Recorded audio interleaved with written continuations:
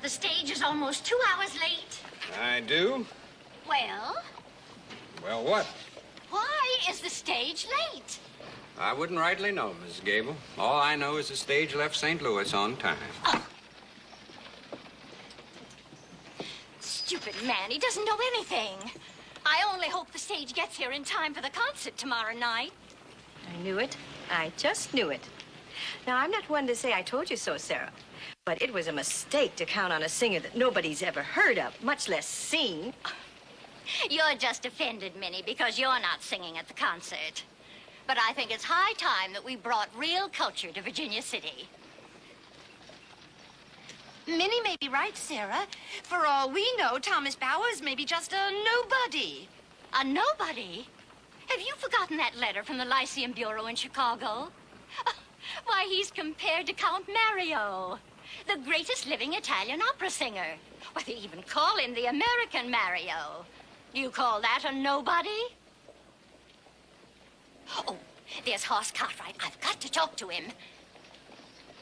Oh, Mr. Cartwright. Morning, Miss Gable. I hope your father hasn't forgotten his promise to make the collection speech at the concert tomorrow night. No, ma'am. He sure ain't. He's got that thing memorized backwards and forwards. He's been practicing it for a week. Ma'am, that's sure a fine thing you ladies are doing, the benefit for the Paiutes. They're certainly going to need that help after the winter they've just gone through. Oh, yes, those poor, unfortunate people. But I think that's the least we can do for our red brethren, don't you? Yes, ma'am, I do. Stage coming.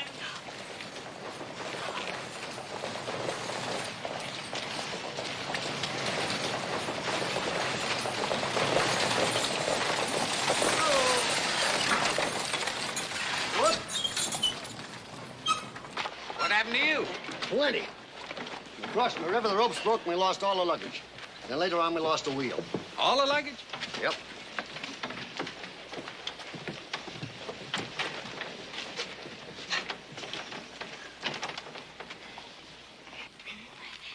Mr. Bowers, I'm Mrs. Gable, president of the Virginia City... No, ma'am. My name is Simpson, Charlie Simpson, in Ladies' Novelties. Oh, I had some lovely items to show you, fair ladies. But thanks to that fool driver, all my merchandise is now at the bottom of the river. I thought you were the famous singer, Thomas Bowers. No, ma'am. I'm Thomas Bowers. Oh.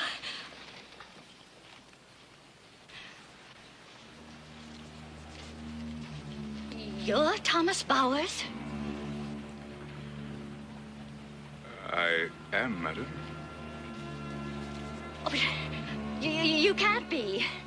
I mean, surely there's some mistake.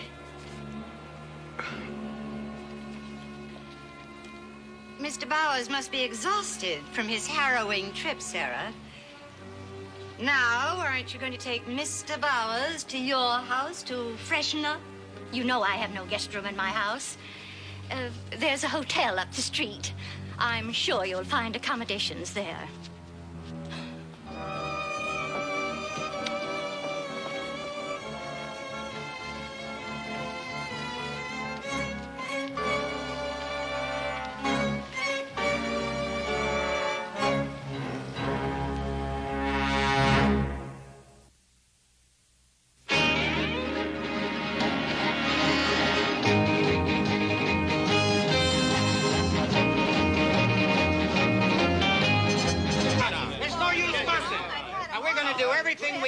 Your lost luggage back for you. Well, we'll send some men out first thing in the morning. We'll even drag the river if necessary. Now, you can't ask for more than that, can you? You shouldn't have lost them in the first place. Right. Excuse me. Can you tell me when the next stage leaves? Well, that would be the one you were on. Take a day to clean it up, put a new wheel on. Let's see, day after tomorrow, that'll be Monday. You mean there's nothing sooner? Sooner? You're not thinking on leaving before the concert, are you? I have a feeling there's not going to be any concert. Thank you.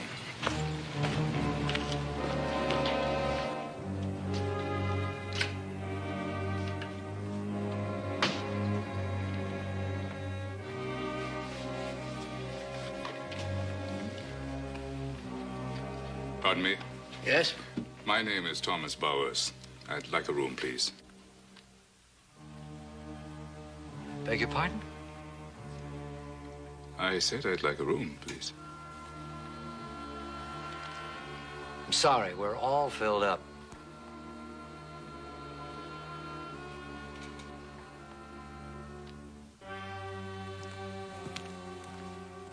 I see. Thank you very much. Pleasure is all mine.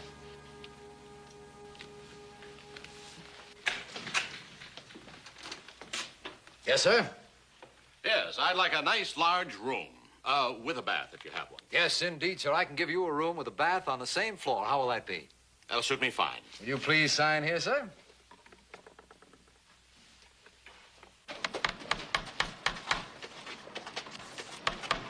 But, Mrs. Gable, the next issue of the Enterprise doesn't come out till Monday. That's 2 days after the concert is scheduled to be held. Oh, my, I forgot about that. But you still haven't told me why you want to cancel the concert.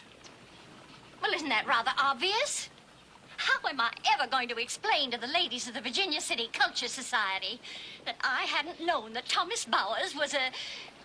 A Negro? Well, that's not exactly what I meant. Isn't it, Mrs. Gable? What did you mean? Oh, Mr. Walker, it's all so embarrassing. No, it shouldn't be. But if you cancel the concert, it will be. For all of us. Well, what do you mean?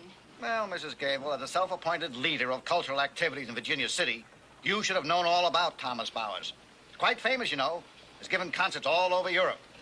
Now, it seems to me that if the color of his skin didn't bother Queen Victoria, it shouldn't bother the fair ladies of Virginia City. Queen Victoria? Why, Mr. Walker, are you trying to tell me that Thomas Bowers sang for the Queen? Why not? He's considered to have one of the greatest voices in America. I understand the Queen was very pleased. Thank you, Mr. Walker. You're a most persuasive man.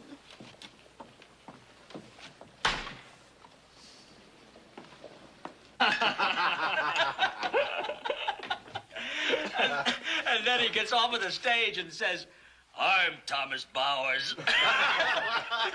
You should have seen Mrs. Gable's face. Looked like she was going to take a fit right then and there.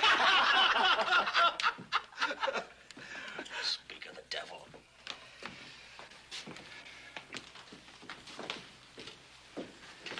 May I have some ham and eggs, please? And you've got money? Why, yes, of course. Yes, of course. Well, that's too bad, because we're all out of food.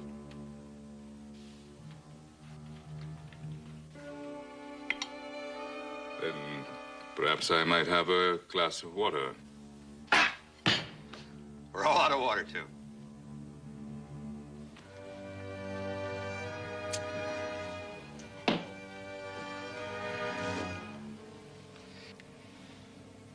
You want a glass of water, boy? There's a horse trough right out in front.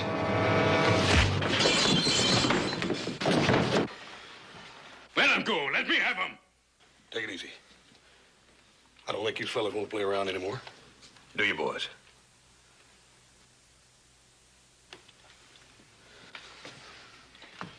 Come on, let's go outside. You need to cool off. Come on.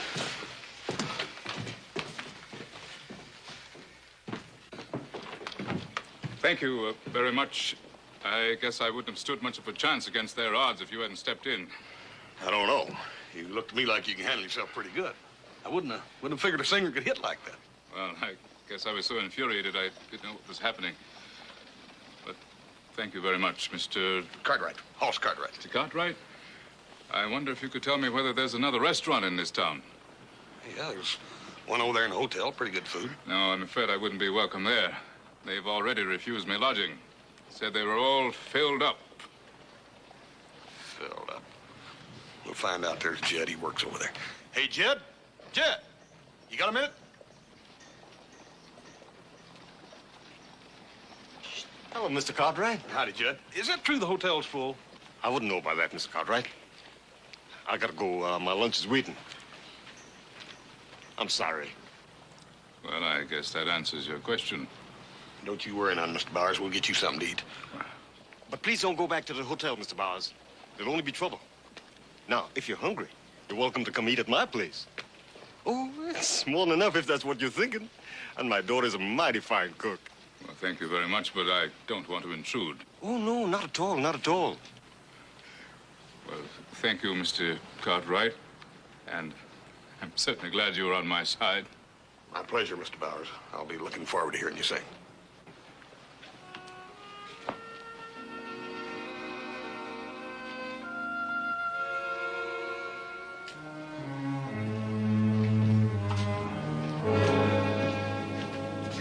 I'll be here next time. And I'll fix him. I'll fix him good and proper. Sure you will. You don't think he's gonna get away with that, do you? I'll teach him his place. He ain't nothing but a smart, loud-mouthed... Look, Sam, simmer down, will you? And give me another steak, will you? That one's cool. Well, that stuff still isn't gonna get started in this town. You wait and see.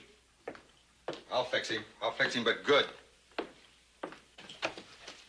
Carrie. Pa, what took you so long? Oh, Mr. Bowers, this is my daughter, Caroline. How do you do, Miss Caroline? Bowers? Are you Thomas Bowers, the famous singer that everybody's talking about? Well, I don't know about the famous part of it. Oh, but you are. You see, I know all about you. You can talk later, Carrie. Mr. Bowers is hungry. How was your trip from St. Louis, Mr. Bowers? Say, you do know a great deal about me. A few weeks back, I served at a party at Mrs. Gable's. She's the president of... Yes, I've met the lady. Oh. Mr. Bowers, can you really sing in Italian? Caroline, if you don't stop talking and give us something to eat, Mr. Bowers, he ain't gonna be able to sing in any language.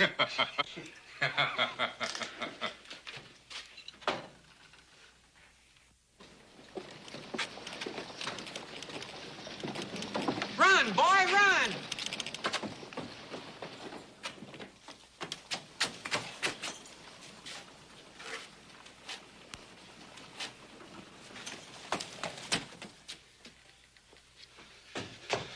Is Sheriff Coffey in here? You got eyes. You see him any place? The sign on his door said he was out to lunch. I thought he'd be here. I got an important telegram for him. Oh? Well, let's have a look at it, boy. Oh, no, sir. I can't do that. It's official business. Now, if it's official business, the sheriff is duty-bound not to keep it private. You know that. Sheriff, Virginia City. Be on alert for runaway slave. Believed headed Nevada Territory. About 35. Tall, powerfully built, well-spoken. Can be dangerous when aroused. Wanted for murder of overseer. Reward $1,000. G. Williams, Chief of Police, St. Louis, Missouri. Fits your friend pretty close, don't it, Cartwright? Yep. But I reckon it could fit a lot of people. Yeah. Can it? How many fancy-talking runaway slaves you seen around here lately? About his age, about the same height as this one. How come this wire was sent right here to Virginia City? More than likely, a general notice is sent to all the sheriffs and marshals throughout the whole West. Now listen to him. Let's go get the black boy. Sam, wait a minute. What? Why don't you wait for the sheriff, huh? What for? Let's just go give him $1,000 worth of help. Come on. Look, buddy, you get that back over to the sheriff's office, you hear? Tell him what happened. Wait there for him.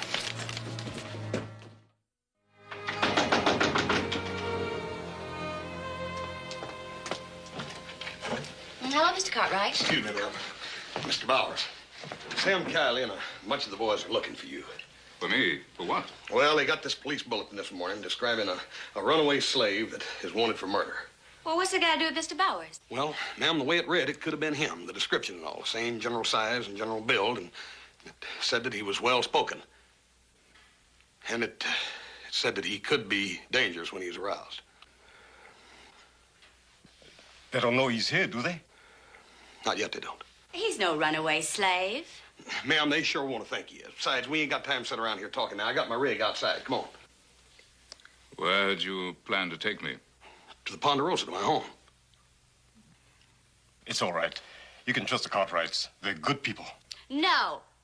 Mr. Bowers hasn't done anything. Look, ma'am, they ain't gonna stick around here asking no questions once they find him. They're gonna put together a lynch mob that quick, especially after what he done this morning. Lynch mob? Now, listen, there's no point in you dear people getting involved in my trouble. Thank you very much for your kindness, and I do hope we meet again soon. Mr. Bauer, you're not a runaway slave, are you?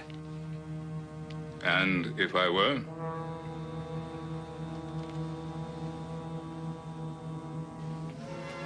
Come on.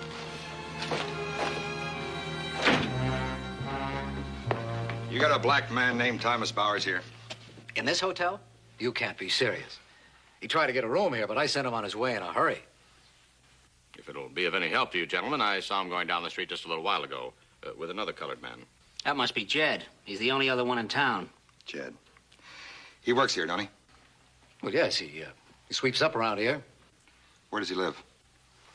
Well, I've never actually been to his house. Just tell me where he lives. Well, he lives on the edge of town, just past the blacksmith.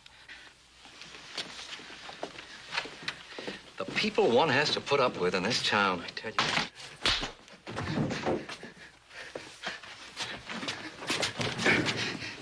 Now, where is he? Let him alone. Somebody shut her up. Do it me anymore, please. Ow! Pa, don't tell Pa. Look, you got about 1 second left before I drive this right through your... All right, I'll tell you. Horse Cartwright came in. Well, come on, spit it out.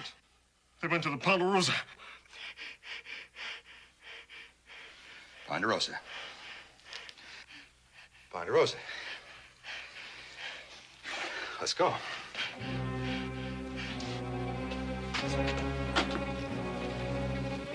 Now, you tell anybody where we're going, it'll be the last talking you ever do. Do you understand that, Jed?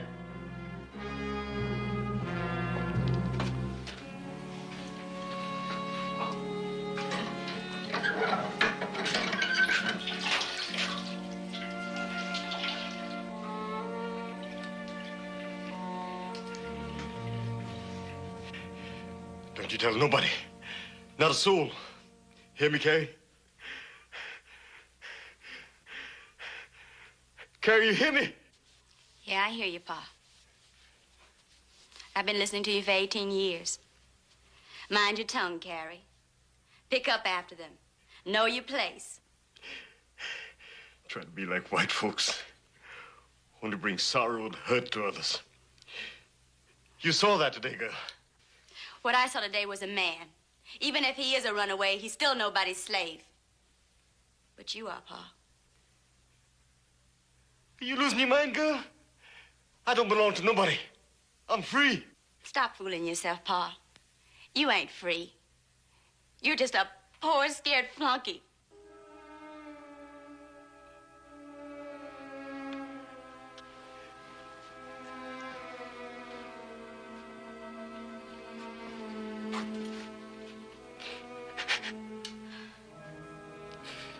I'm sorry, Pa.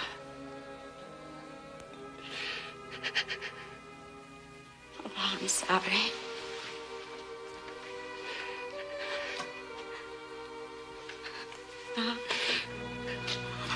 Pa.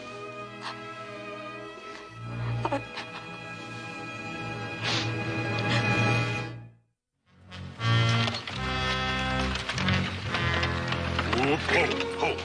Why are we stopping? Oh, this dang old team's been dragging the last couple of miles. If I don't stop and let them rest a while, we ain't gonna never make it. And my load shifted on me. Get him pulled back over in the line. Can't spend too much time, though. I'm sure Sam, Kylie, the boys have figured out you're with me by now.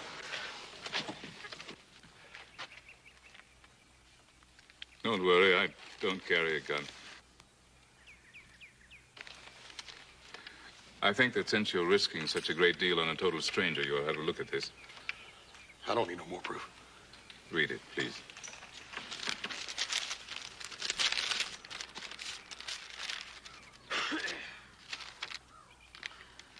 Mrs. Amos Gable, Virginia City, Nevada.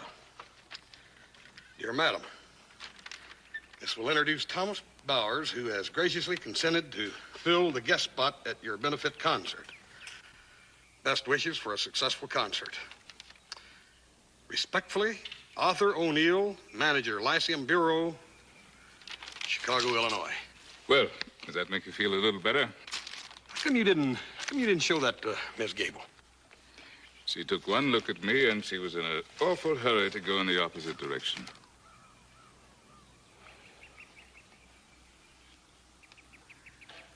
Yep, you look tired. You'll be at the house soon, and you can relax. I'd appreciate that. I haven't had a good night's sleep since we left St. Louis. Yep.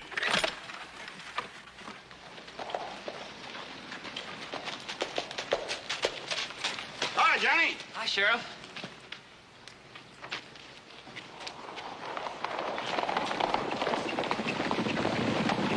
Wonder where Sam and his boys off in such a hurry. I reckon they're after the runaway slave. Runaway slave?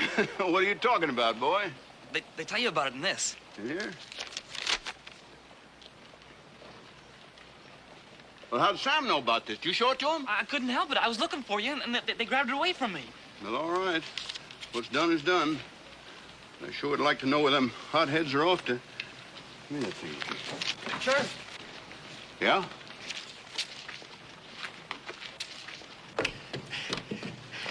Jed, what in the world happened? You been in a fight? Yeah. They made me tell them where horses take Mr. Bowers. I didn't want to, so they... Who in the world did that to you? Sam Kiley and the others. I don't care if he hurts me as he said he would. I just ain't going to let him get Mr. Bowers. Now, don't worry about that. I won't let that happen. But where was they heading? The Ponderosa. They're after them, Mr. Coffey. If they catch up with them, they'll hurt him real bad. Thank you. You done the right thing, Jed. Yeah. Maybe. It's about time I did.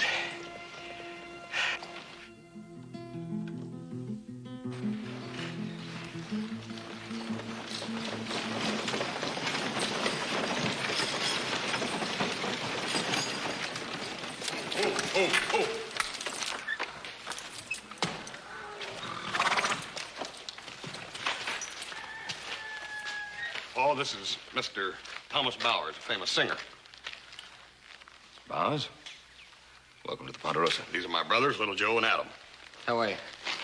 Mr. Bowers had sort of a rough time on the stage, and he needs some rest pretty bad, Paul. I'm sorry to hear that.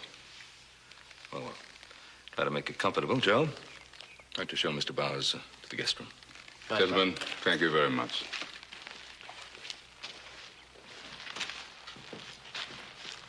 It couldn't just be that he had trouble getting accommodations in town. Yeah. That figures. But that ain't why I brought him here. Fact is that Sam Kiley and a bunch of the boys are after him. They're on their way out here right now. What? After him? What for?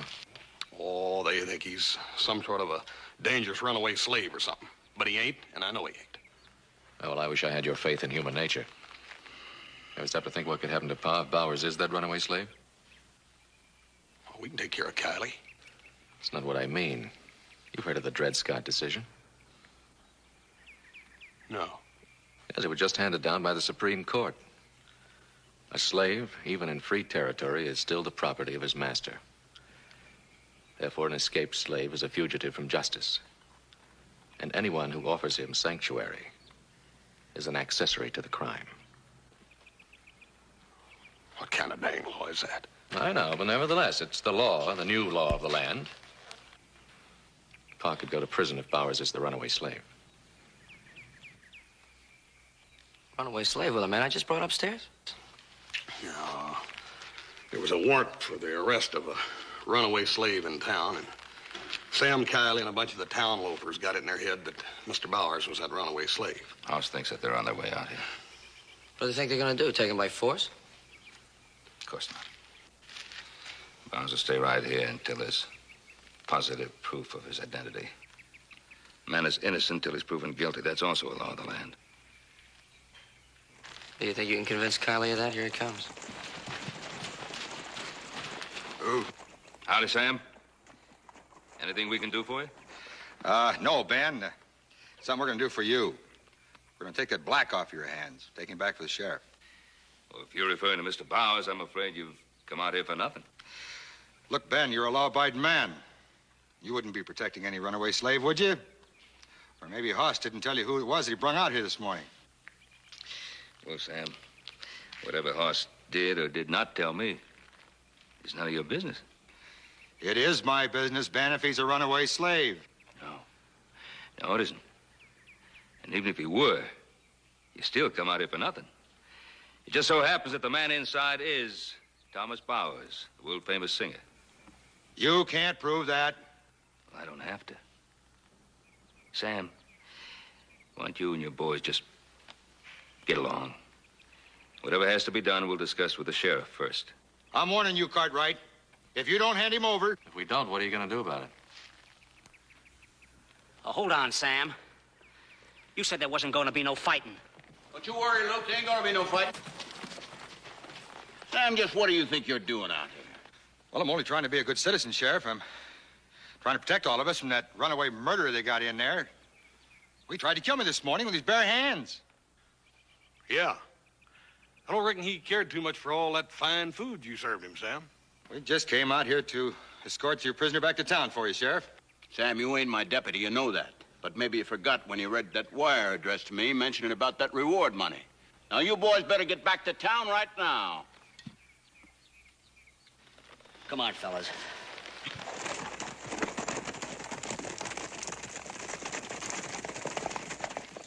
Ben, I gotta talk to you about all this. Well, go ahead, Roy. Where's Bowers at? Inside, resting. I'm sorry, but I'm gonna have to take him into custody. Now, how come, Roy? You ain't got no proof that he's that slave. Not yet, no. But I saw him in town this morning, and from the description in that wire, I can't say for sure that he ain't the slave, and neither can you. Now, what does that mean? Bowers come here from St. Louis, didn't he? Did he? Yeah. Well, so did the slave. Now, ain't it just possible that he could have bushwhacked, even killed Bowers, and took everything he had on him, including that letter, and posing as Bowers, wearing Bowers' clothes, got on that stagecoach for Virginia City? In that case, Ben, you'd be harboring a murderer and an imposter. Now, hold on a minute, Roy. There's a very easy way to settle it. Let's ask Mr. Bowers to sing something. He's a singer. Well, I don't see what that'd prove. Most of them slaves can sing. Yeah, I guess that wouldn't be proof positive. I guess we have no choice, Hoss. Joe would ask Mr. Bowers to come on. Right. I'll go with you. Wait a minute now, wait a minute. Paul, you said that the law of the land was that a man is innocent until proven guilty, right? Yes, I did. So what's the big hurry in taking him into jail, Roy? Hoss, it don't make no difference whether he's guilty or whether he ain't. At this stage of the game, I've got to take him into custody for the protection of, well, the people in Virginia City, you Cartwrights, and the fella inside if he's really Thomas Bowers. Hey, Pa! Bowers is nowhere in the house. He's gone. Can't be.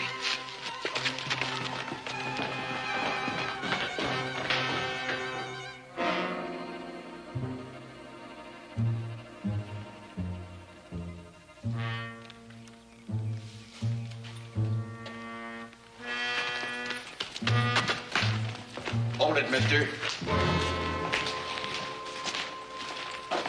You ain't going nowhere. I'm taking you into custody. He's doing it for your good, Mr. Bowers. Oh, is he? Now, look, I've been trying to give you the benefit of the doubt. But if you ain't that slave, what are you trying to run off for? Because I've had enough of Virginia City fair play, and because I think I'm the best judge of what's good for me. I can't go along with that. Now, I can stop a man like Sam Kiley from doing something out in the open, but I can't stop him from sneaking around in private, getting people all stirred up. You understand? He's right. He's absolutely right. There's no telling how far a man like Sam Kiley will try to go. Yes, I know. Well, I suppose I don't really have any choice in this matter, do I? Not until I get positive identification. Now, as soon as I get back to town, I'll wire St. Louis for pictures and further information, but that's going to take a few days. Meanwhile, you better come along with me.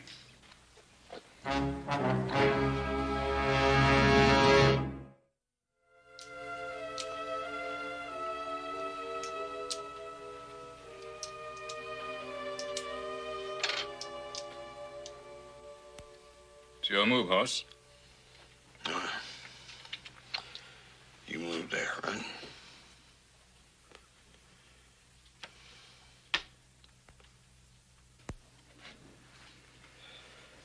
You don't seem to have your mind on the game. You got another visitor. From what I hear about her cooking, she's going to be more than welcome. You'd be more than welcome with or without cooking. How do you do, Miss Caroline? There's enough here for you, too, Mr. Cartwright. Have some. Well, thank you, ma'am. I might just do that. Oh, this is wonderful, wonderful. You will stay and have some with us, won't you? No, I have to get home to Pa. He's waiting for his lunch, too. Oh, yes, I heard what happened to your father. I'm very sorry. Oh, Pa's fine. Better than ever. Well, I'm glad to hear that. Still, I can't help but feel that if I hadn't come here, all of this wouldn't have happened. If you hadn't come here, Mr. Bowers, Pa may never have faced something very important. I hope you enjoy your lunch. Oh, we will. Thank you very much. Bye, Miss Miller. I'll be back later to pick up the dishes, Sheriff. Any old time, Miss Caroline.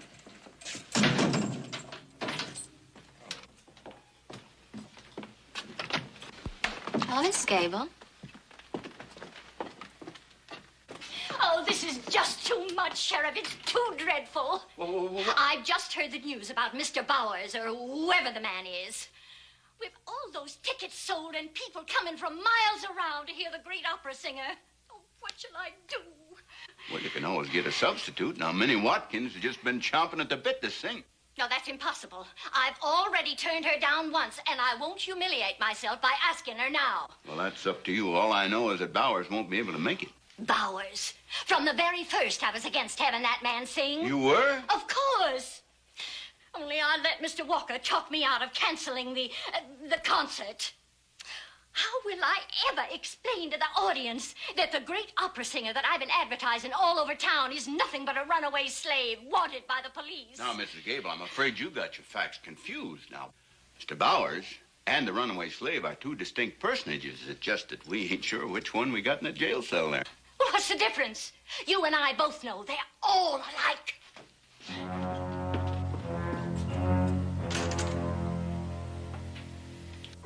Never mind, Horse. I've heard that kind of talk before. Many, many times. Yeah. I reckon if one heard it enough, he'd finally get used to it. No, you never get used to it.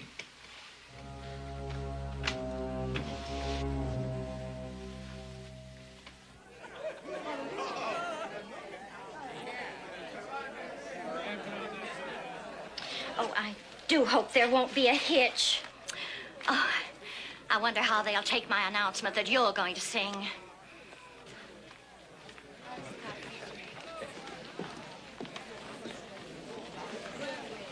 Well, look who's here.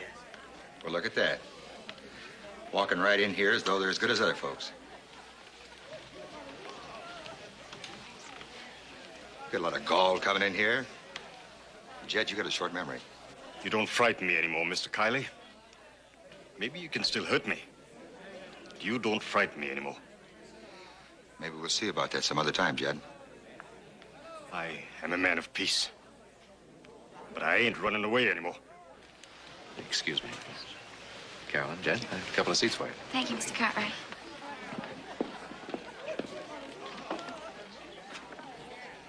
It's a free country, ain't it? Those Cartwrights think they own the whole town. Did you see that? Hey, pipe down, Sam. The fun's beginning. Ladies and gentlemen, I regret to tell you that due to unavoidable circumstances, our famous guest star, Thomas Bowers, will not appear tonight. Mrs. Gable, why don't you tell him why he's not going to be here? Because we're being cheated. There ain't no Thomas Bowers. There's just that runaway slave over there in the jail. And you can thank me that he's over there, not free to run around and kill somebody. Yeah, we want our money back. We want our money back. Quiet, please, ladies and gentlemen. Ladies and gentlemen, will you please be quiet? Please. And let's not forget why we're holding this concert. It's for a worthy cause, so that we can buy food and medicine and supplies for an Indian tribe that needs your help, and they need your help this year very badly. You know that.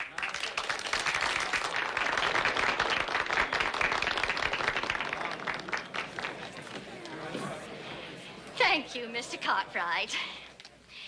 As I was saying, before I was so rudely interrupted, Miss Minnie Watkins has graciously consented to stand in for Mr. Bowers and furnish us with several of her delightful selections. But first, our esteemed pianist, Simon Reed, will open our concert with the Turkish Rondo by Wolfgang Mozart.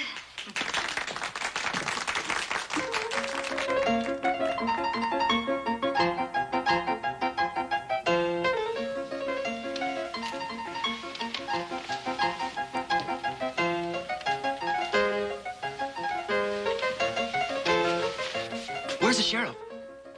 Probably in his office. Oh, I didn't look there. I thought everybody was going to be here. I got this message here for him about that runaway slave.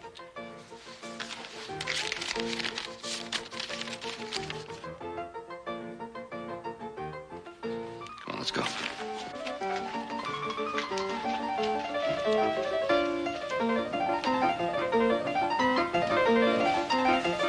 Sheriff Roy Coffey, Virginia City, Nevada. In your inquiry, runaway slave Hezekiah Randolph. Latest report confirms he is not in your territory. Last seen heading for Canadian border. G. Williams, Chief of Police, St. Louis, Missouri. What'd I tell you? Well, don't just stand there gaping, boy. Get over to Mrs. Gable at the concert hall and tell her Mr. Bowers will sing. Yes, sir. Right away. Bowers, we got some good news for you. You're free. I heard. Yes, sir, just in time for you to get over to the concert for your first song.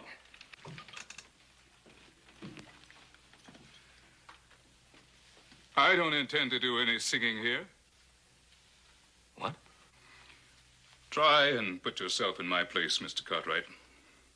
Try and imagine yourself being hated, despised for no reason whatever. From the moment I stepped off the stage into this town, I've been treated like something subhuman. An animal. How could you ask me to sing for people like this? Mr. Bowers, a man, a sensitive man like yourself, surely realizes that the Sam Kileys of this world must find someone they can belittle, someone they can make feel subhuman,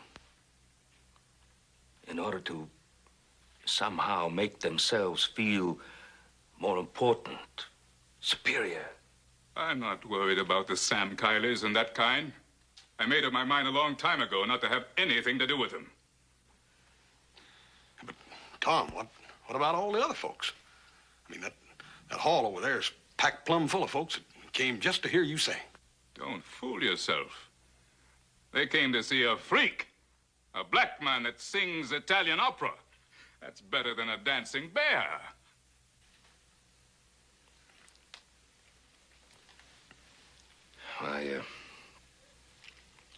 I guess I'd better get over to the concert hall and tell them you won't be singing. I'd appreciate that.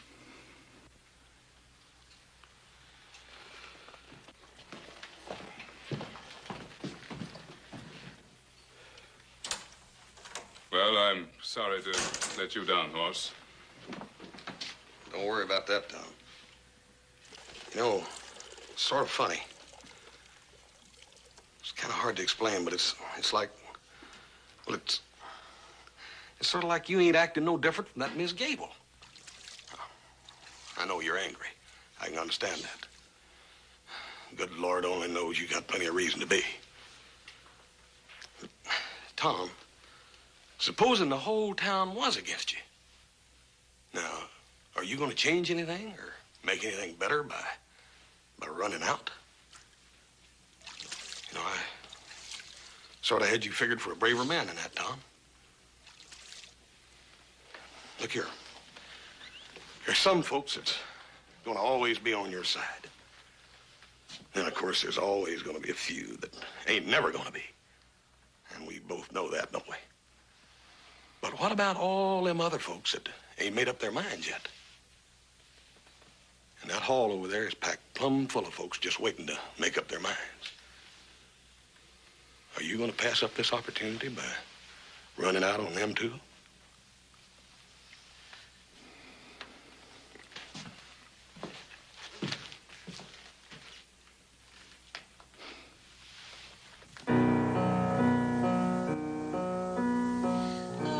Appear to be all my love, my sight, my light, all my life, so beautiful that my heart anxiously is waiting.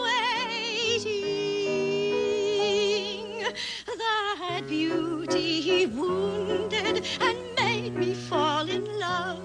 It will ne'er be erased from my heart. The thought that my heart the thought that our heart Il pensier di porter palpitar l'ai dai d'amor. Io sospir il matir che m'affanna e strazia il cor, e strazia il cor. Bella sì che il mio cor di dolor mordì, si morrò.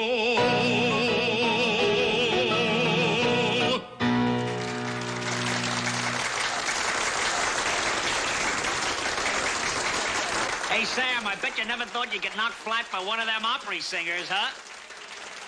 You got a big mouth. You know that?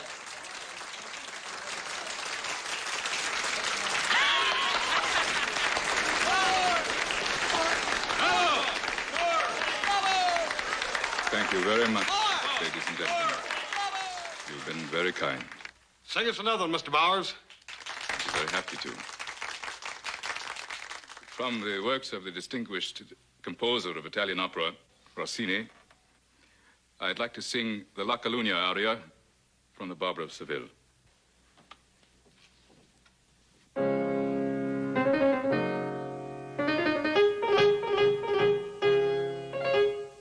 La Calunnia è un venticello, una reta assai gentile, che sensibile e sottile, leggermente, dolcemente,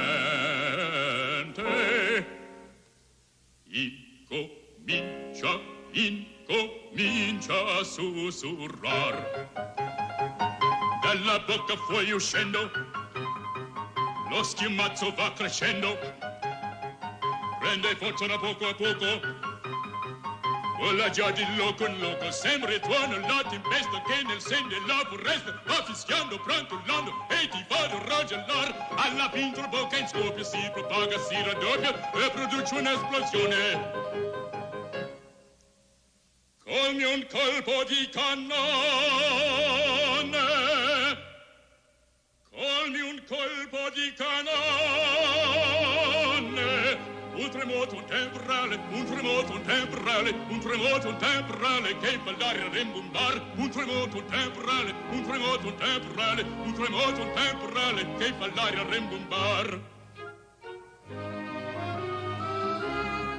E il meschino calunniato avvilito, calpestato, sotto il pubblico flagello per gansarte va crepare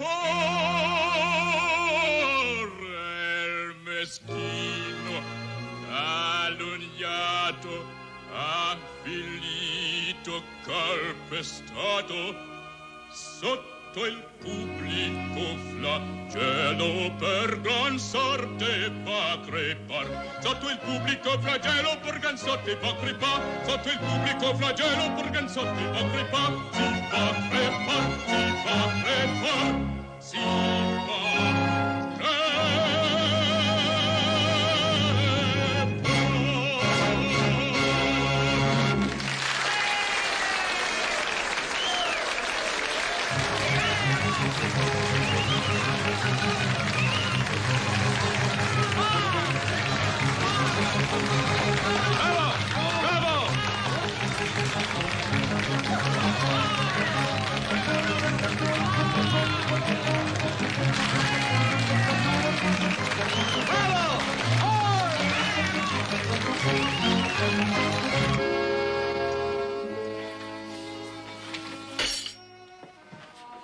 Hurry it up, boys. We've got plenty of work to do. Be right with you, Bull.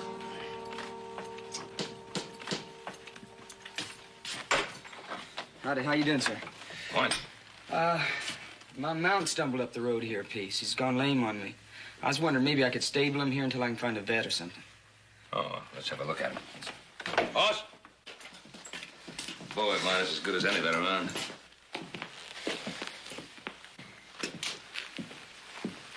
Looks like that little pony's in some pain. Yeah, it's his right foreleg. Take a little, boss.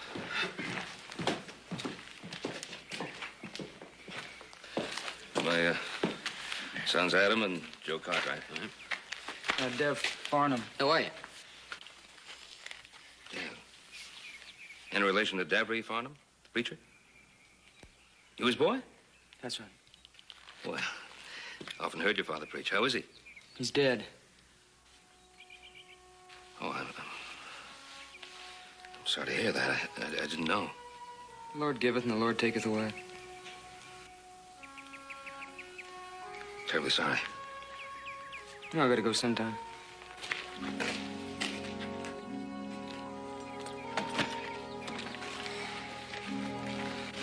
Afraid I got some bad news for you. You got a broken bone in that foreleg. It ain't gonna heal. It's gonna get more and more painful. Well, I guess there's only one thing to do. Seems a terrible shame. He's a mighty good-looking pony. How long you had him? 2 or 3 years, I guess. You want me to do it for you? Why? Well, normally a fella that's had the same mount for 2 or 3 years finds this sort of thing hard to do. Well, not this fella.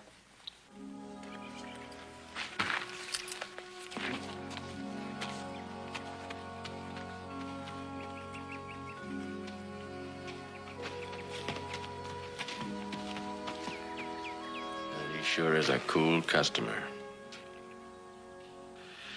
His father was known as a very warm-hearted man. What do you think of him? No, I look, I can't afford him. I'm broke. Oh, come on, you take the horse. You pay us for him when your luck runs a little better. I don't want to owe anybody any money. Well, come on, don't be so bullheaded about it. This is no country for a man on foot. You ought to know that. I do know that. I was thinking maybe I could work out the price of the horse. I say, that's not a bad idea. All of our men are out in a cattle drive. I'll get at it. Put my gear in the bunkhouse and I'll get at it.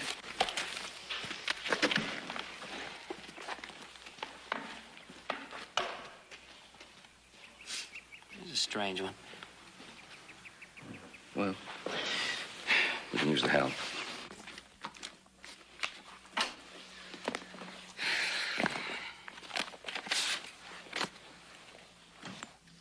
Hi, Dev.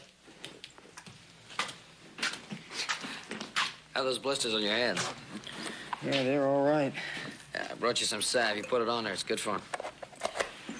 You're not used to ranch work, are you? Nope. What do you do ordinarily? I'm a hunter. Hunter, you're not going to find much game around these parts.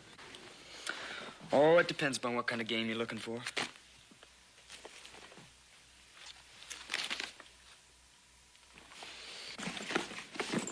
A bounty hunter? Yeah, does that shock you? Doesn't shock me, just surprises me a little, that's all. A minister's son. Yeah, why? Hunting down men, living alone, no friends. That's what I like about him most.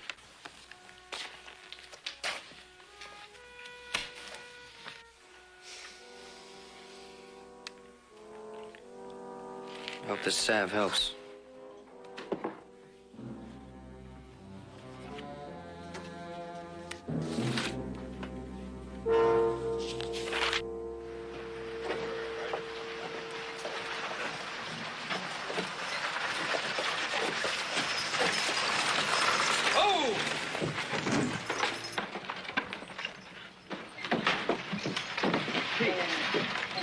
Pete, you all right? For sure. Oh, what's the trouble? Who's he? Pete Burnside. Old Pete the Swamper, they call him. Cleanup man at one of the saloons. Looks to me like his specialty's cleaning up bottles. Yeah, I'm afraid it is. Come on, Pete. I'll get you home before you get in any more trouble. It's okay, little Joe. I'm all right. Well, we're just gonna take you home anyway. Why don't you just leave him here? He's nothing but a drunk. He's got a little shack in the alley. Help me with it. Come on, give me a hand with it.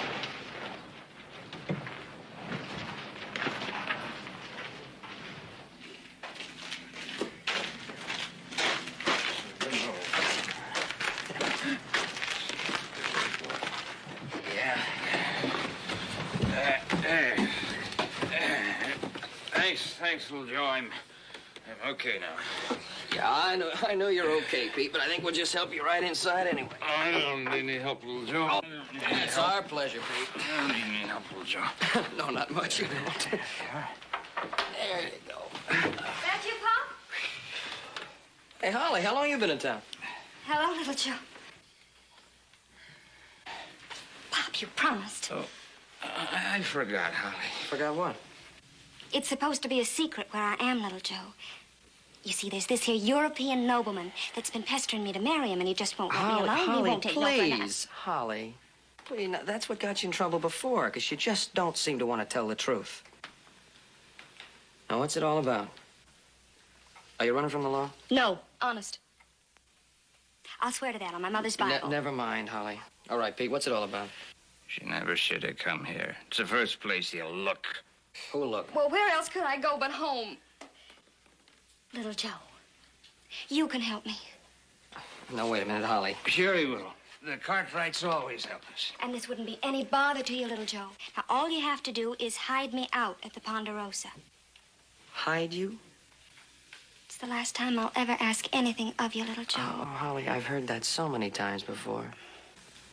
Little Joe, you always know when I'm fibbing.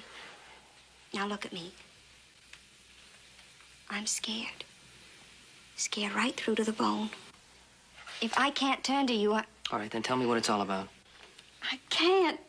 Honest. Holly, you want me to help you, but you won't tell me anything. Little Joe, can't you please help me without asking questions?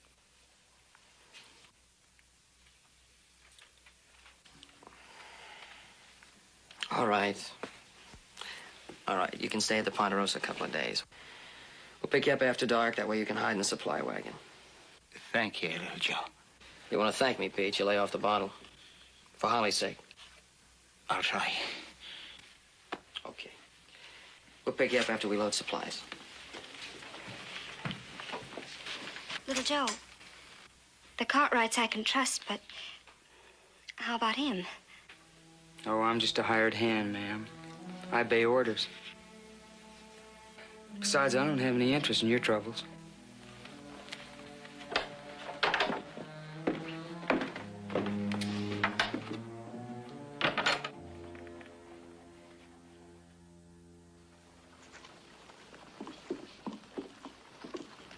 Oh, boy, when there's trouble to be found, you can trust Holly Burnside to fly to it like a homing pigeon. And it's up to somebody else to get her out of it. Why is that? Why is what? Why is it up to somebody else to help her? Why don't you let her scramble for herself? Because she's Holly. She's a friend. Friends help other friends. That's what they're for. Sounds to me like a good reason not to have friends.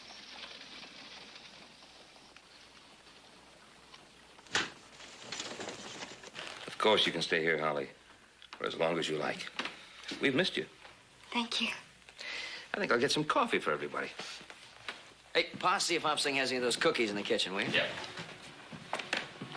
Polly, what's the matter? Oh, it's just these dizzy spells I keep getting. I am dead tired and would like to go to bed. Dave, take Holly up to the room. I'll get your bag.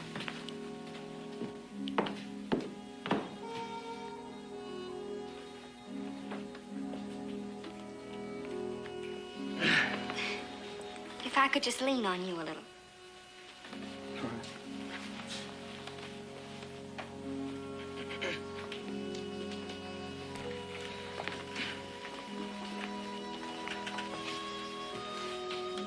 No, I guess all any woman wants is a man to lean on once in a while.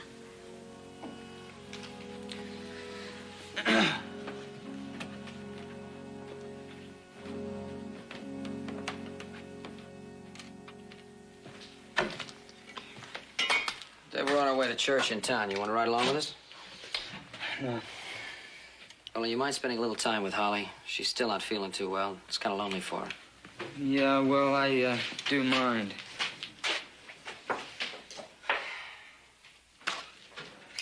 It scares you, doesn't it, Dave, when you feel yourself on the verge of liking somebody?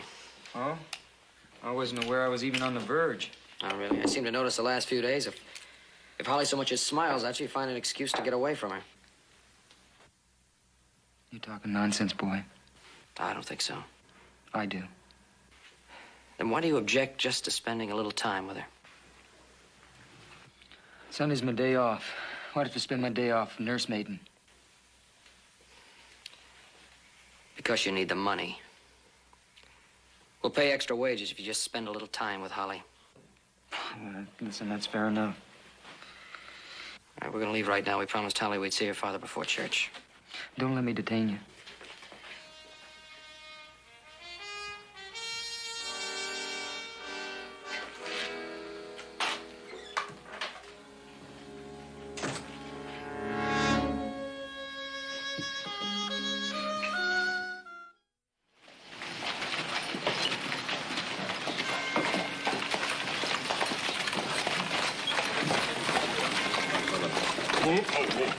Joe, that's you and I go and check on Peter. Right. You two fellas go ahead on.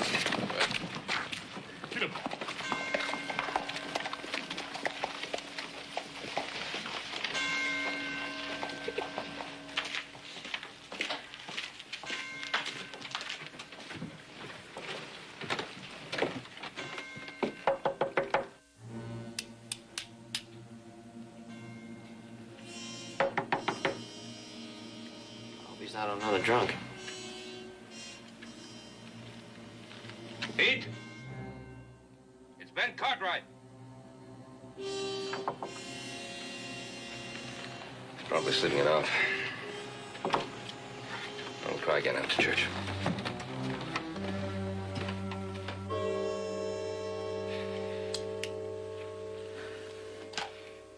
You done good, Pop.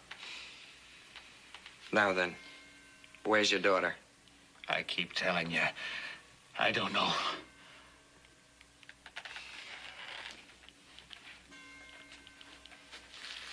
Sure you do.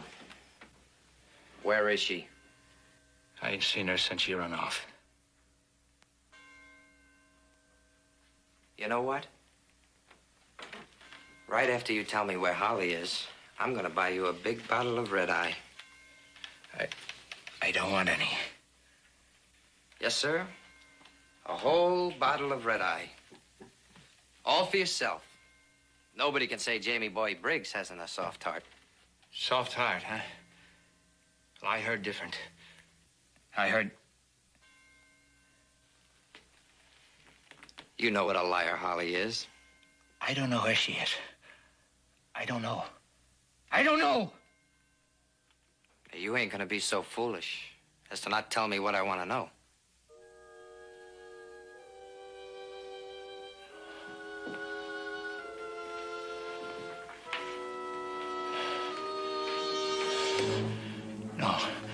Jamie. No. Jamie, no. Jamie.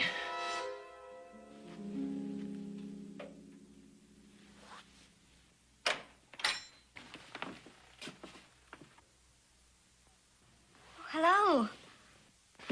Anything I can do for you? Not a thing. Okay. I would like a little company, though. All right.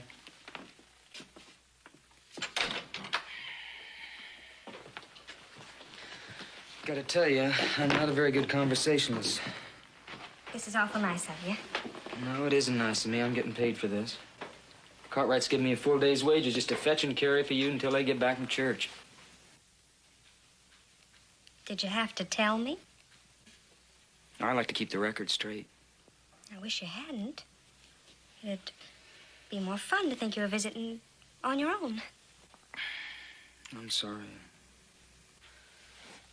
Some conversation. Listen, I told you that I wasn't very good at this. Would you like to read to me? My eyes are tired from all the sewing. If you'd like me to read to you. Would you get my sewing basket? There's a book in it.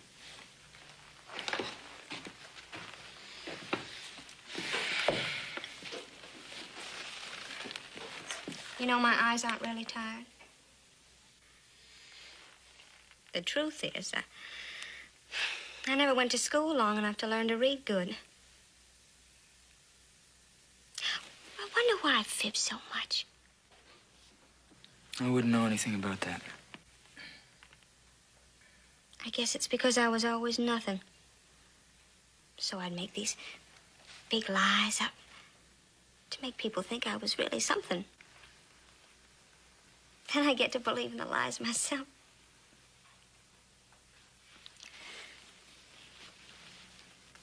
That's a Bible. I take it with me wherever I go. It's the only thing I have of my mother's. The 23rd Psalm is my favorite.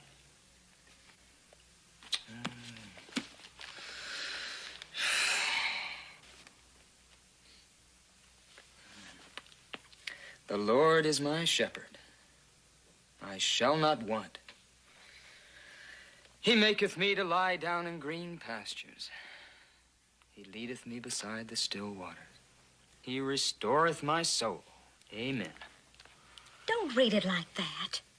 Like what? Like you're making fun of it, like you don't believe it. But I don't believe it.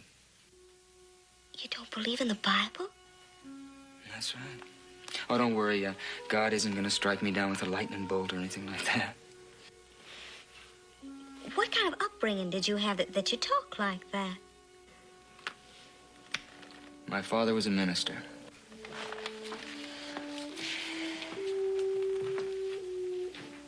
Minister?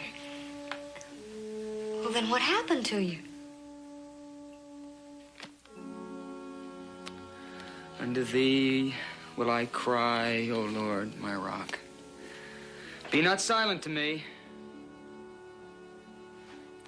lest if thou be silent to me, I become like them that go down into the pit. That's not the 23rd Psalm. No, that's the 28th Psalm. What's it mean? It means to me that I called him, and he was stone deaf. And that I went down in the pit.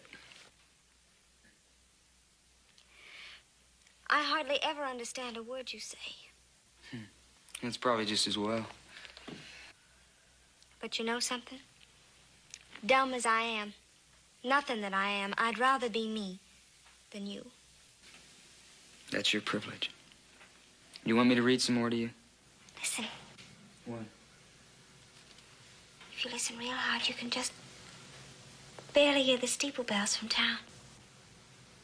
Church must be over.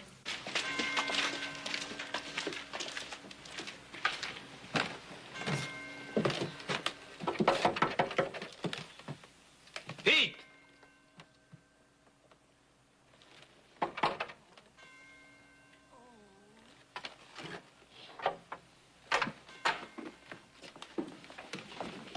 Pete. Pete. He's been shot.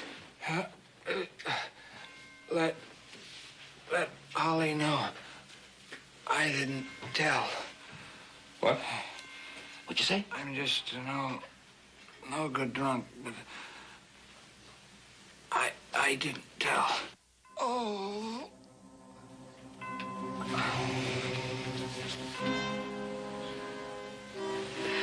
Joe, you better tell Holly about this. Get the sheriff, will you?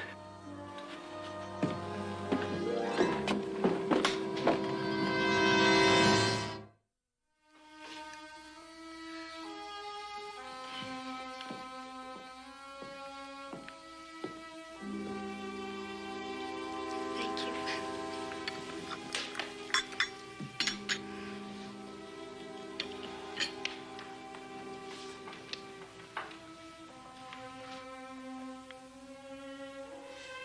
Pop. Poor Pop. Sheriff has a posse out looking for the killer. They'll never catch him. Once he gets into that back country.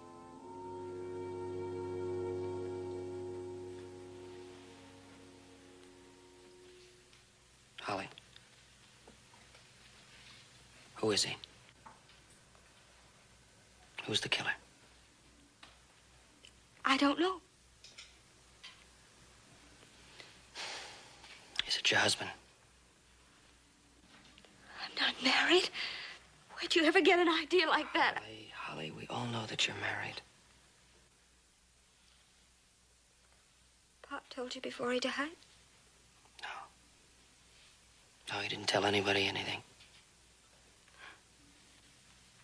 Well, then.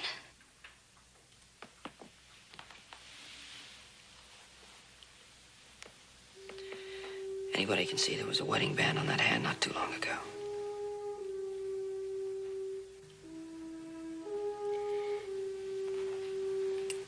Then you knew all along. Why didn't you say something? Well, we just thought you'd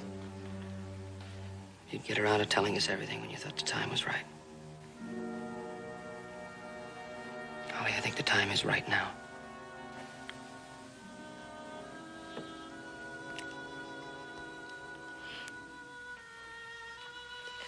Maybe later.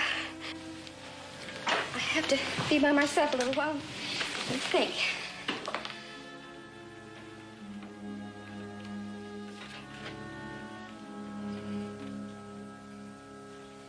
What'll be done about the burying, little Joe?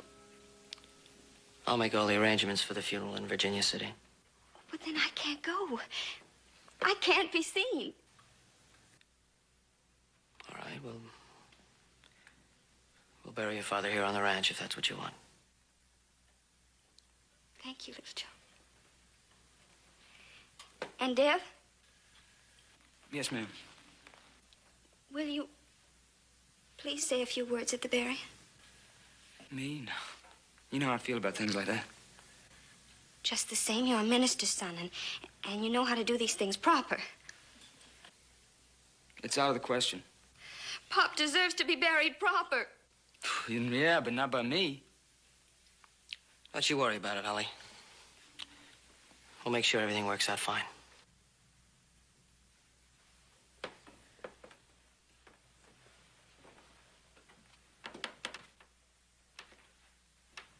What's the matter with you? Was that asking too much? I'm quitting, Cartwright. You tell your father that I'll pay him what I owe on that horse as soon as I can get it. We won't lose any sleep over it. Well, in that case, I'll just be on my way then.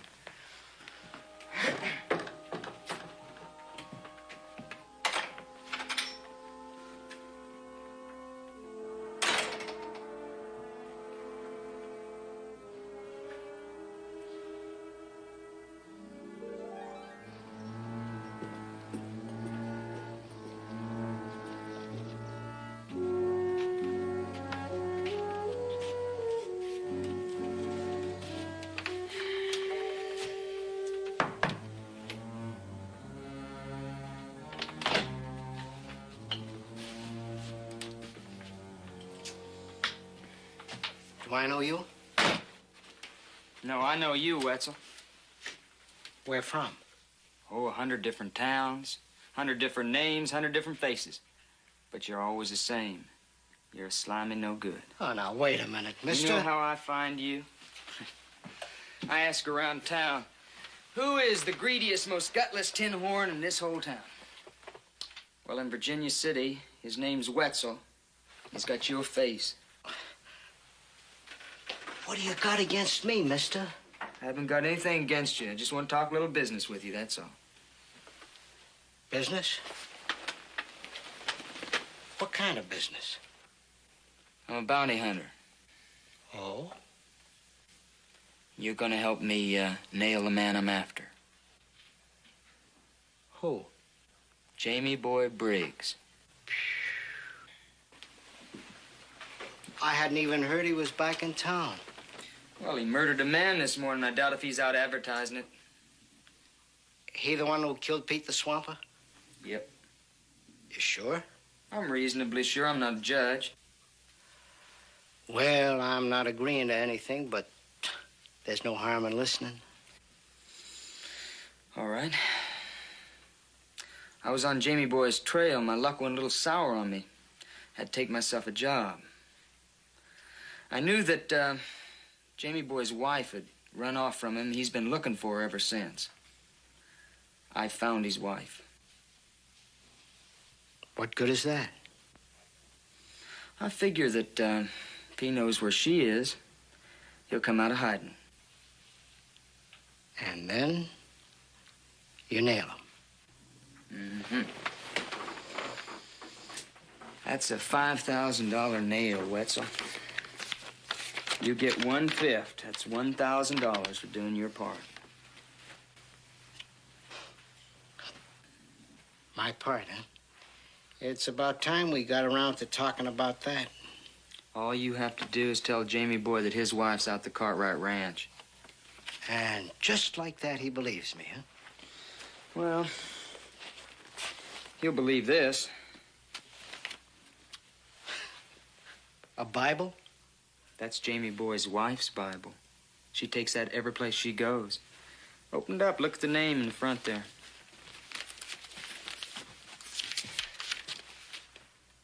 Holly Bell Burnside Briggs. $1,000, Wetzel. When's the last time you ever saw $1,000?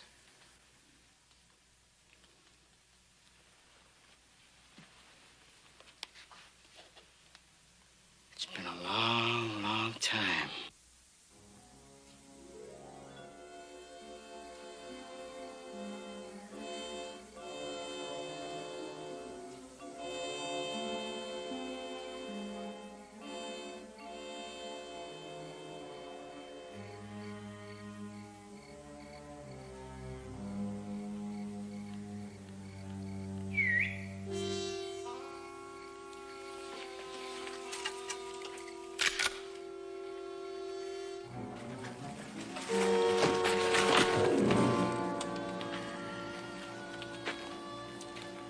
You done real good. Jamie Boy ain't one to forget. What about him? What are you doing? He'll hear you. There's rope in my saddlebag. Go get it.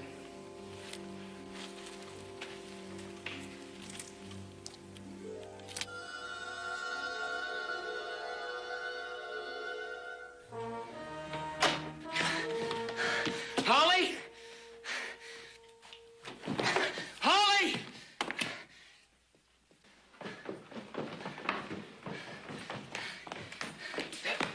Where's Holly? Holly's up in her room. Get her, Joe. Right. Easy. Easy. Holly. Gas in your head. I'm gonna be all right. What happened? Deb, what happened? Pa, Holly's not in her room. Huh? Holly's not in the room. He's got a bad gash in his head.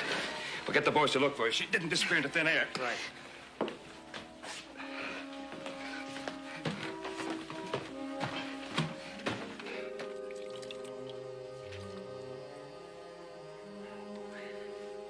So, when I came to, I was tied. Took me the whole rest of the night just to get myself free. Oh, boy. Wetzel. Double-crossed me. Do you know that right now I would have had Jamie Boy $5,000? Oh, well, let's all cry about your losing the reward money. Never mind what happened to Holly. Oh, listen. She got away from her husband once. She can do it again. Well, it's going to be a little tougher for her this time. What do you mean? She's going to have a baby. Yeah, Holly finally opened up last night at supper. She was hardly more than a child when she ran off and married Jamie Boy. And by the time she found out what kind of a fella he was, it was too late. Her one thought was to hide out until the baby was born so she could give it away for adoption. Well, at least she has sense enough not to want to keep it. Oh, no. She wants that child more than anything in the world. But she's willing to give it up just so that Jamie Boy can't ever get near it. I see. Let me ask you something, Dev. Would it have made the slightest bit of difference to you if you had known about the baby? Look, I'm a bounty hunter. Bounty hunters can't afford to be sentimental. That's what I thought. Oh, you sure make it hard for a body to believe that you're your father's son. Why? Your father was a warm-hearted man, a God-fearing man. Yeah. Preacher Farnham. Devery Farnham Sr. He was kind, he was generous. He devoted his whole life to helping other people. What did he get for it? Well, no, I don't know. You never told me. What did he get for it? Sunday morning, April 12th, 3 years ago. My father's holding a little church service out in a clearing. Frontier town didn't have a church. You've heard my father preach, Mr. Cartwright. It was a privilege. Then, you know how eloquent he was and how sincere, how moving. He really believed. Does that surprise you? No, it didn't then. Not that morning. I believed, particularly that morning I believed. My father was so inspired. Just then, we dropped to our knees. Just then when the hosannas were the loudest. Just when we were all really feeling the Holy Spirit.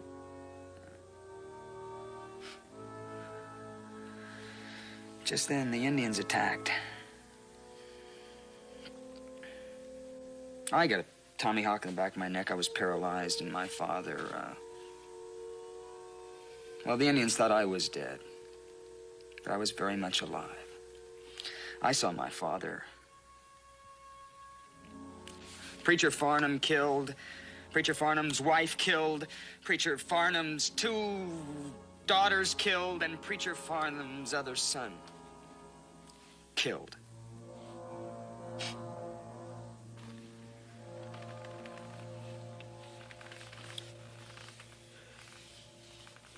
I'm sorry. No, don't be. Because I don't want it from anybody.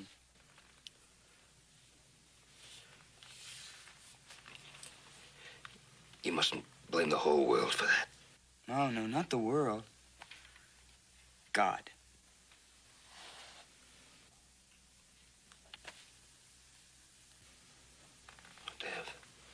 Dev. Why not? You'd still worship a God who would allow that kind of thing to happen. I don't think that's for me, or you, or any mortal man to judge. God moves in mysterious ways, his wonders to perform. That's what you're saying to me. Yes, that's exactly what I'm saying. The only wonders I've ever seen are the devil's. Now, if you'll excuse me, I like to get dressed. I got a lot of things to do.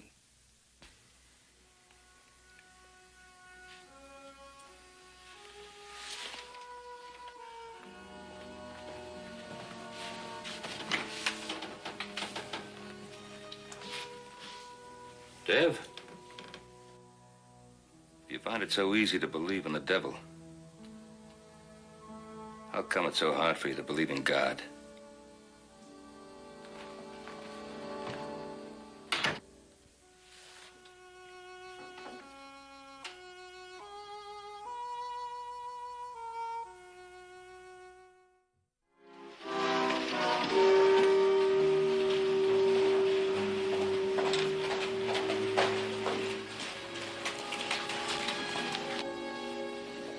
You following me, Cartwright? You soul savers. You don't give up easy, do you? But you get one thing straight, Farnham. I'm not here to sing you any hymns. I've even given up trying to like you. Well, then? You're looking for Jamie Boy Briggs, and I'm trying to help Holly. I don't see any reason why we can't work together. Boy, I do. What's your reason? I like to travel alone, Cartwright.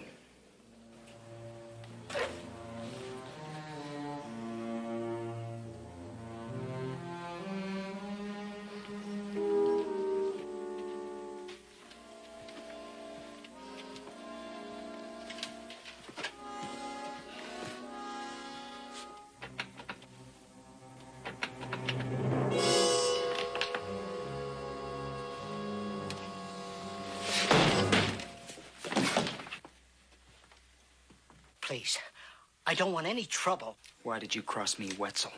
I couldn't help myself. I made a slip, and right away Jamie Boy figured out that I was setting him up for somebody else. He made me tell him everything. All I want to do is get out of here. Not just yet. Now, where is Jamie Boy, Wetzel? I don't know. I swear I don't know. You better give it to me straight, Wetzel. Hold it. Oh, boy, Cartwright. For the last time, will you just mind your own business? And for the last time, what concerns Holly is my business. Well, why don't you find your own trail? Oh, I like yours better. So you might as well get used to having me around.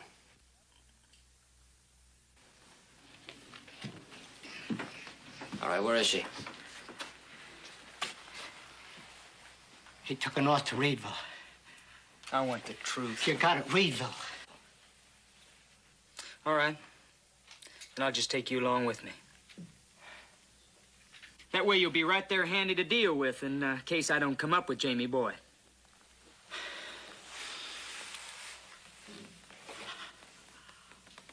Okay. The last time I saw them was in an old abandoned miner's cabin about 20 miles south of here. On the old Canyon Trail. Thanks a lot for your valuable assistance. Jamie Boy's wife, is she all right? Yeah, she's kind of weak and tired. Even Jamie Boy knows that. That's why they ain't traveling. They're resting instead of heading right for the border. How come they let you go? I'm supposed to be bringing them food supplies. All I want to do is get out of here. You're coming with me. With us. What about the bounty? Oh, it's all yours, Dev. I don't want any part of it.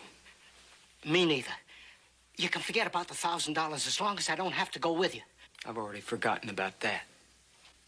You're coming along. Are you that afraid of Jamie Boy?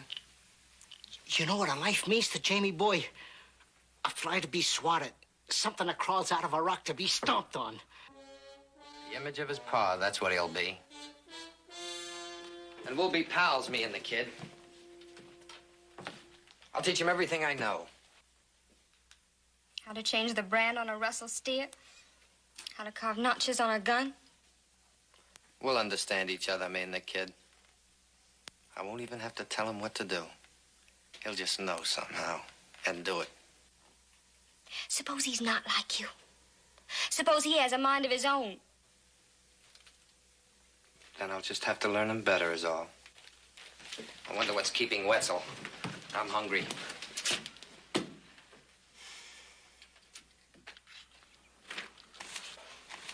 Get back on your horse, Wetzel. Give me a couple of more minutes, will you, mister? Get back on your horse, Wetzel. Give him a minute. He's not used to this pace. Thanks, mister. Noble Cartwright Hart bleeds for scum like that?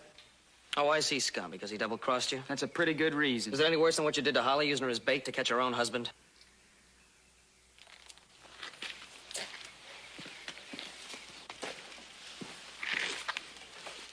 Kind of playing with fire, ain't you, mister? Prodding him like that, he just could get real riled. I hope so. Even anger would be a step in the right direction for a man who's given up feeling anymore.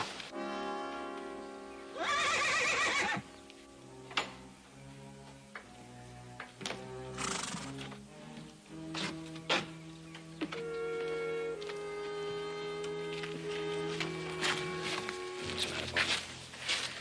You feel another horse out there somewhere? So do I.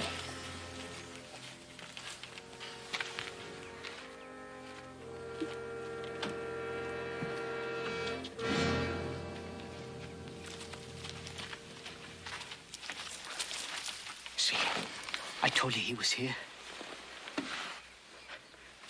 What about me now? What about you? Well, can I leave now? Please. I'm no good. I'm no good in a fight. Just thinking about flying lead makes me all sick inside. Let me go. Please, let me go. All right, you can go. You just be real quiet about it, Wetzel. Sure. Sure. Anything you say.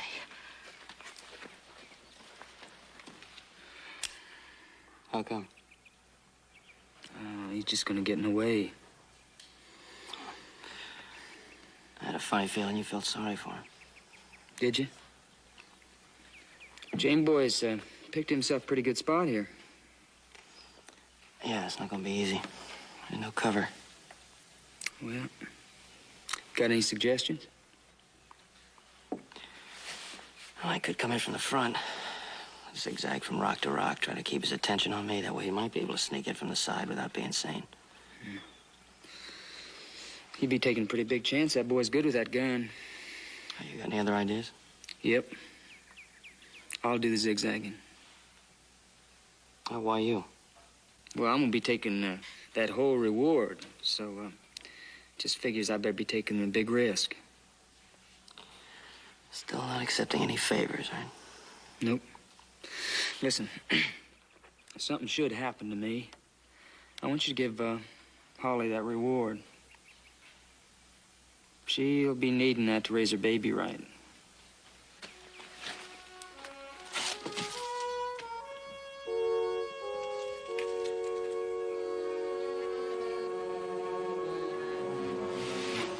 Well, well. If it ain't the bounty hunter, I might have known.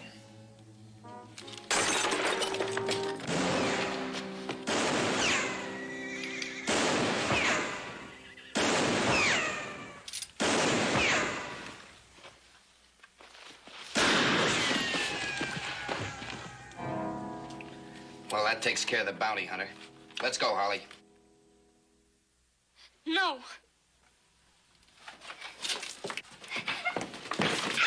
Now, simmer down. Now, what do you got against me, Holly?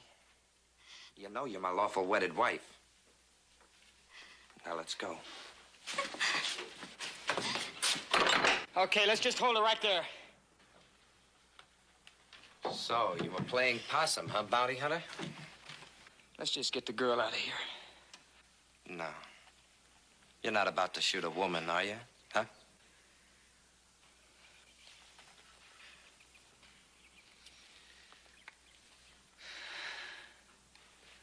Get the girl out of here. Now you're making it easy, bounty hunter.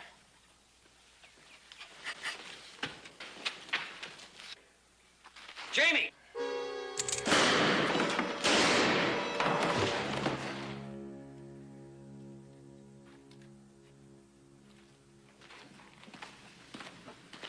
Is it bad? No, it's just my arm. We'll get it taken care of. There's no hammer on your gun. No? Did you know about that when you stood up against him? Well, then what did you do it for? For the bounty. Dev, you're a liar. All right. I knew I had a friend out there somewhere. Thanks. Besides, I guess I am my father's son.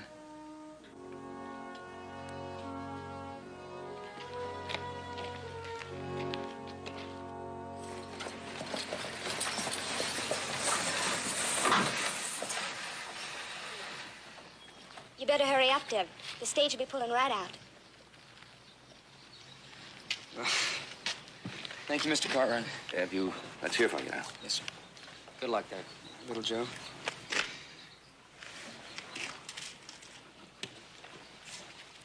Now, Holly, you seem a little anxious to get Dev on that stage. Well, the way I figure it, the quicker he gets through divinity school, the quicker he'll be back in Virginia City. Well, I wouldn't count on that, Holly. After all, Dev hasn't said a word about returning here. Oh, you don't know everything, little Joe. Dev and I have a secret understanding. Did you hear that? She's still at it. She's still telling those stories.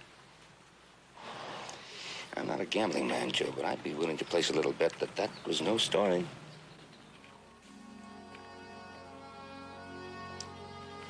No bet. That's what I figured. Hey. Boss.